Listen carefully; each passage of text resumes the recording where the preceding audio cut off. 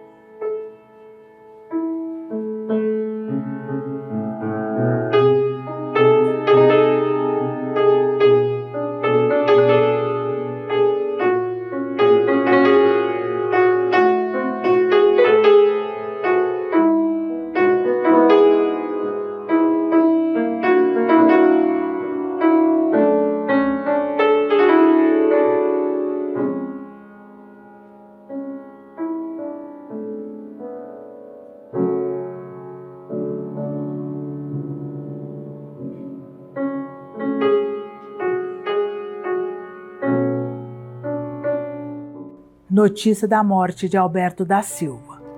Eis aqui o morto, chegado a bom porto. Eis aqui o morto, como um rei deposto. Eis aqui o morto com seu terno curto.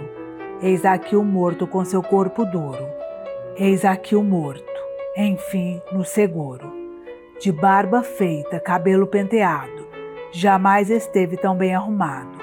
De camisa nova, gravata, borboleta, parece até que vai para uma festa. No rosto calmo, um leve sorriso, nem parece aquele mais morto que vivo. Imóvel e rijo, assim como vês. Dir-se-ia que nunca esteve tão feliz. Morava no Meier, desde menino. Seu grande sonho era tocar violino. Fez o curso primário numa escola pública. Quanto ao secundário resta muita dúvida. Aos 13 anos já estava empregado no escritório da Rua do Senado. Quando o pai morreu, criou os irmãos. Sempre foi um homem de bom coração. Começou contínuo e acabou funcionário. Sempre eficiente e cumpridor do horário. Gostou de Nezinha, de cabelos longos, que um dia sumiu, com o tal de Raimundo. Gostou de Esmeralda. Uma de olhos pretos, ela nunca soube desse amor secreto. Endoidou de fato por Laura Marlene, que dormiu com outros, menos com ele. Casou com Luísa, que morava longe. Não tinha olhos pretos nem cabelos longos. Apesar de tudo, foi bom pai de família. Sua casa tinha uma boa mobília. Conversava pouco, mas foi bom marido. Comprou televisão e um rádio transistor. Não foi carinhoso com a mulher e a filha, mas deixou para elas um seguro de vida. Morreu de repente ao chegar em casa, ainda com o terno puído que usava. Não saiu notícia em jornal algum. Foi apenas a morte de um homem comum. E porque ninguém noticiou o fato, fazemos aqui este breve relato. Não foi nada demais, claro, que aconteceu. Apenas um homem igual aos outros que morreu. Que nos importa agora, se quando menino seu grande sonho foi tocar violino? Que nos importa agora, quando vamos enterrar, se ele não teve sequer tempo de namorar? Que nos importa agora, quando tudo está findo, se um dia ele achou que o mar estava lindo? Que nos importa agora, se algum dia ele quis conhecer Nova York, Londres ou Paris? Que nos importa agora, se na mente confusa ele às vezes pensava que a vida era injusta? Agora está completo, já nada lhe falta, nem Paris nem Londres, nem os olhos de Esmeralda. Mas é preciso dizer que ele foi como um fio d'água, não chegou a ser rio, refletiu no seu curso o laranjal dourado, sem que nada desse ouro lhe fosse dado. Refletiu na sua pele o céu azul de outubro e as esplendentes ruínas do crepúsculo. E agora, quando se vai perder no mar imenso, tudo isso nele virou rigidez e silêncio. Toda palavra dita, toda palavra ouvida, todo riso adiado ou esperança escondida, toda fúria guardada, todo gesto detido, o orgulho humilhado, o carinho contido, o violino sonhado, as nuvens, a espuma das nebulosas, a bomba nuclear, agora neles são coisa alguma. Mas, no fim do relato, é preciso dizer que esse morto não teve tempo de viver. Na verdade, vendeu-se, não como Fausto ao cão, vendeu sua vida aos seus irmãos. Na verdade, vendeu-a, não como Fausto a prazo, vendeu-a à vista, ou melhor, deu-a adiantado. Na verdade, vendeu-a, não como Fausto caro, vendeu-a barato e mais não lhe pagaram. Enfim, este é o morto, agora homem completo, só carne e esqueleto. Enfim, este é o morto totalmente presente, unha, cabelo, dente. Enfim, este é o morto, um anônimo brasileiro do Rio de Janeiro, de quem nesta oportunidade damos notícia à cidade. Soneto para a mão direita de São Francisco. Estranha mão que sobre mim te espalmas, limpa como os primeiros sofrimentos, procura adormecer meus pensamentos com essa tua ternura de águas claras, essa mansa canção de gestos lentos, mão que salvaste pássaros e almas, afaga as minhas mãos, em cujas palmas crescem desejos de estrangulamentos, e me salva estas mãos de magros dedos, mostra-lhes a beleza dos martírios, na renúncia do gozo e dos brinquedos, e todos vejam, quando enfim desfeitas as mãos do poeta, rebentando em lírios, carícias, que não foram feitas. O mirante, por detrás das ruas e por cima das casas e das árvores, o mirante me espreita. Sinto que me espreita. Uma flor vermelha nasce da penumbra, brota na janela, mas só eu percebo que uma flor vermelha brota na janela. Vós, cabelos, lágrimas, lábios, mãos me afagam, poderosos e ásperos. O mirante espreita meus mínimos gestos. Desconheço a estranha, louca atmosfera que força as paredes sujas do mirante. Talvez na parede permaneça o vulto de seu corpo ausente, cujas grossas coxas se desenvolveram silenciosamente, dias, dentro do mirante. Talvez lá se encontrem vestígios que guardem essa que tornou ao mar que a trouxera. Desconheça a angústia que alucina as sombras dentro do mirante. Ou talvez me engane, penso no mirante, deserto e pacífico, onde um vento fresco despetala um livro com dedicatória, lido e abandonado. Súbita alvorada, a estancada seiva rompe as tábuas podres. Então, crescem plantas, sob o teto escuro, como num canteiro bem alimentadas pelo assoalho fértil. Certo, dormem pássaros nos seus ramos tenros que vertem silêncio. Quem no escuro assiste ao escoar da noite dentro do mirante? Quem observa a lua? Quem suporta os gritos dentro do mirante? Meus pés desconhecem o morno contato desse chão fecundo, mas que outros devassem o enigma que sustenta o mirante. Quero imaginá-lo como necessito. Basta a flor vermelha que ninguém percebe cantar na janela. E a mim se transmite a energia poética tensa que circula dentro das paredes sujas do mirante. O galo. Silhueta de galo recortada em negro. Silenciosa, plana, mas a crista ardente, mas escancarado o bico musical. Simples silhueta sobre o fundo claro, mas que ferocíssimo vento seu contorno sopra contra mim. Galo imóvel negro, plano, mas o canto irrompe da garganta e explode, abala os edifícios, resvala no asfalto, ressuscita um sol louco que alvorece louco em plena tarde. Nessa aurora súbita, galos tão longínquos são ecos, a esse canto profundo e amanhecedor. Indomável galo, tão feroz, tão rouco, vence a vida e a morte. Na parede, apenas a silhueta imóvel, silenciosamente recortada em negro. Plana, plana, plana. O muro. Se é noite e chove, como esquecer o muro verde sujo, de pedra, musgo e solidão, crescendo silencioso à sombra das árvores, quieto, se alimentando. Quieto, mas poderosíssimo na sua existência, subterrânea, assombrosa. Quieto, para quem não ouve o íntimo revólver, de formas vigorosas lutando, que os seus limites reprimem e disfarçam. Como esquecer o muro verde agora, sob a chuva e a noite se desenvolvendo? Como?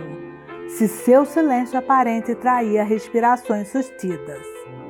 Se aquela imobilidade não era senão expectativa para um salto. O meu acalanto. Por que motivo verter o pranto? O canto existe. Por que motivo lembrar a dor? A flor existe. Por que motivo pensar na morte? A morte é triste. Poema da solidão. Rente às paredes do corpo, solidificou-se a noite. Não dela brotou da carne o clima alucinatório. A noite não cessará. Roça a casa, o rio mudo, que nas sombras se extravia. Na sua líquida noite arrasta corpos translúcidos, que rolam por sobre flores, noturnas margens, silêncio, o rio me quererá. A névoa limita os olhos e dissipa as ventanias. A lua fantasmagórica de movediço contorno floresce nas águas fundas. A lua me acolherá. O gol. A esfera desce do espaço veloz. Ele a para no peito e a para no ar. Depois, com o joelho, a dispõe à meia altura onde iluminada esfera espera o chute, que no relâmpago a dispara na direção do nosso coração. Nova canção do exílio. Minha amada tem palmeiras onde cantam passarinhos, e as aves que ali gorjeiam, em seus seios fazem ninhos. Ao brincarmos sóis à noite, nem me dou conta de mim.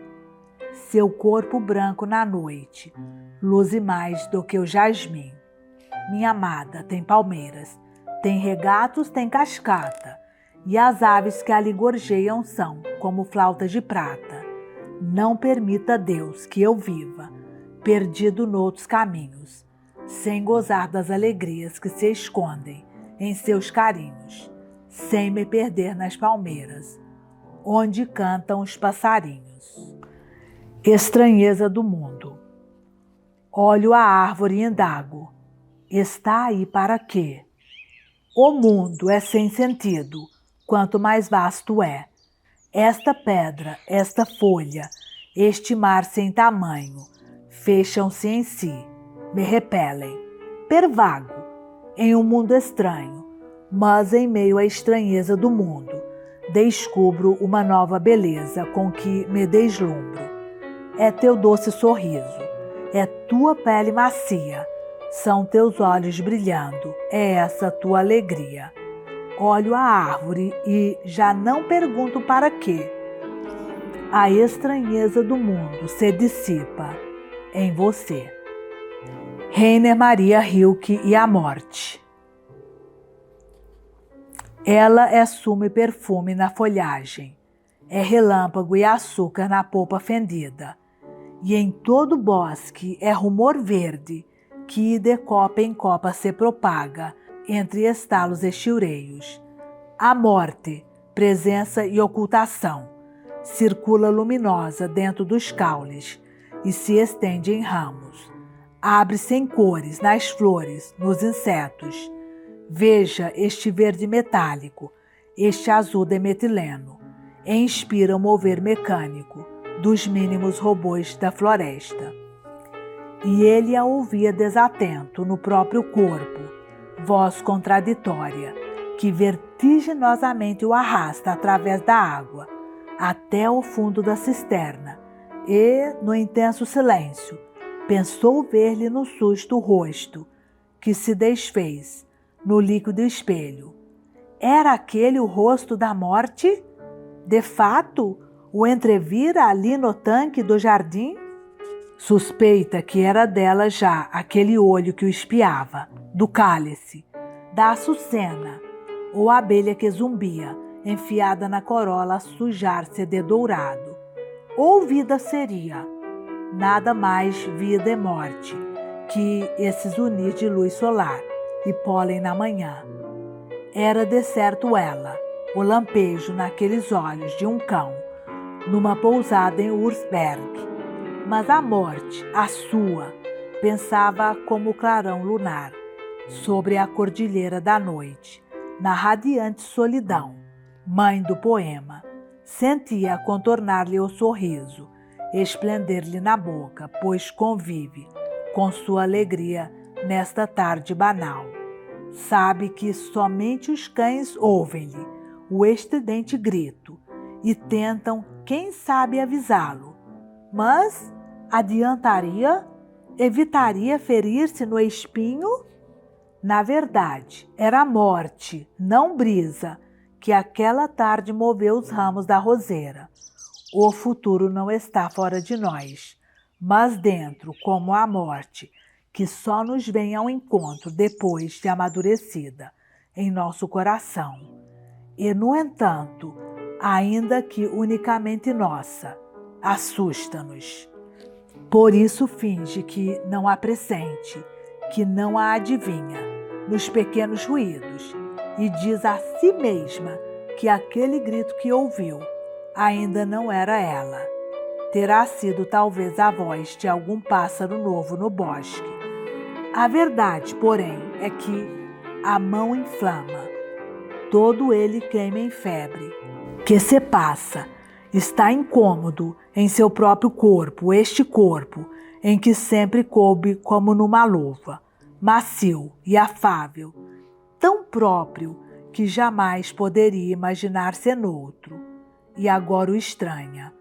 Olha-se no espelho. Sim, são seus, estes olhos azuis. O olhar, porém, esconde algo, talvez, um medo novo. Mira as mãos, de longos dedos, são suas, estas mãos, as unhas, reconhece-as, mas já não está nelas como antes. Com estas mãos tocava o mundo. Na sua pele decifrou-se o frescor da água, a veludez do musgo, como com estes olhos conheceu a vertigem dos céus matinais. Nesse corpo, o mar e as ventanias vindas dos confins do espaço ressoavam, e os inumeráveis barulhos da existência. Era ele, seu corpo que agora ao mundo se fecha, infectado de um sonho, que pouco a pouco o anestesia e anula. Como sentir, de novo na boca, no caldo da laranja, o alarido do sol tropical. Se meu corpo sou eu, como distinguir entre meu corpo e eu? Quem ouviu por mim o jorro da carranca dizer sempre a mesma água clara? Agora, porém, este corpo é como uma roupa de fogo que o veste e o fecha aos apelos do dia. Com fastio, vê o pássaro pousar no ramo em frente. Já não é alegria o sopro da tarde em seu rosto na varanda. Alguma coisa ocorre que nada tem a ver com o nascer do poema, quando ainda sussurro sob a pele, prometendo a maravilha. Abafado clamor de vozes ainda por se ouvir, a girar nas flores e nas constelações. Alguma coisa ocorre e se traduz em febre e faz a vida ruim. É desagradável estar ali, num corpo doente, que queima, de um fogo enfermo que cala o mundo e turva-lhe o esplendente olhar. Que se passa afinal? Será isto morrer? Terá sido um aviso, o uivo que ouviu, naquela noite prateada em Usgrad. Assim se acaba o homem, que sem resposta iluminou o indecifrável processo da vida, e em cuja carne, sabores e rumores se convertiu em fala, clarão vocabulário, a acessibilidade do indizível. E quem dirá por ele o que jamais sem ele será dito, e jamais se saberá? Verdade é que cada um morre sua própria morte, que é única, porque é feita do que cada um viveu, e tem os mesmos olhos azuis que ele, se azuis os teve, única, porque tudo o que acontece, acontece uma única vez, uma vez que infinita é a tessitura do real. Nunca os mesmos cheiros, os mesmos sons, os mesmos tons, as mesmas conversas ouvidas no quarto ao lado, nunca serão as mesmas. Há diferentes ouvidos, há diferentes vidas vividas, até o momento em que as vozes foram ouvidas, ou o cheiro da fruta se desatou na sala. Infinita é a mistura de carne e delírio que somos, e por isso, ao morrermos, não perdemos todas as mesmas coisas, já que não possuímos todos a mesma quantidade de sol na pele, a mesma vertigem na alma, a mesma necessidade de amor e permanência. E quando, enfim, se apagar no curso dos fenômenos esse pulsar de vida, quando, enfim, deixar de existir este que se chamou Rainer Maria Rilke, desfeito o corpo em que surgira, e que era ele, Rilke, desfeita a garganta e a mão e a mente, findo aquele que, de modo próprio, dizia a vida. Resta-nos buscá-lo nos poemas, onde nossa leitura, de algum modo, acenderá outra vez sua voz, porque, desde aquele amanhecer em Musou, quando, ao lado do Dr. Hammerly, subitamente seu olhar se congelou, iniciou-se o caminho ao revés, em direção à desordem. Hoje, tanto tempo depois, quando não é mais possível encontrá-lo em nenhuma parte, nem mesmo no áspero chão de Rahone, onde o enterraram, melhor é imaginar se vemos uma rosa, que o nada em que se convertera pode ser agora ali, contraditoriamente, para nosso consolo um sono, ainda que o sono de ninguém, sob aquelas muitas pálpebras.